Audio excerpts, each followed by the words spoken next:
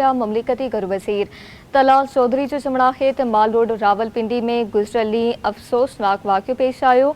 एक सियासी कारकुन सिक्योरिटी फोर्सेस ते हमलो करे उन्हनि खे जान सां मारण की कोशिश कई। तलाल चौधरी जो चवणो हो त सिक्योरिटी फोर्सेस पंहिंजे दिफ़ा में जवाबी फायरिंग कई। माल रोड रावलपिंडी वाक़ियो पीटीआई की नफ़रत ऐं ॾफेड़ की सियासत जो नतीजो आहे। संदसि चवणो हो त पीटीआई के केतिराई भेरा चयो त नफ़रत ऐं ॾफेड़ की सियासत न कई वञे। अहिड़ा वाक़िया 9 मई खां शुरू थिया आहिनि।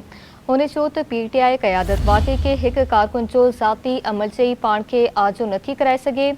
संदसि चवणो हो त 9 मई जा समूरा फुटेज मौजूद आहिनि जिते उहो भञ दुआ कंदे वाज़े नज़र अचे थो। 9 मई वाक़िया कंदड़ कारकुननि खे अवां हीरो बणाए पेश कंदा आहियो।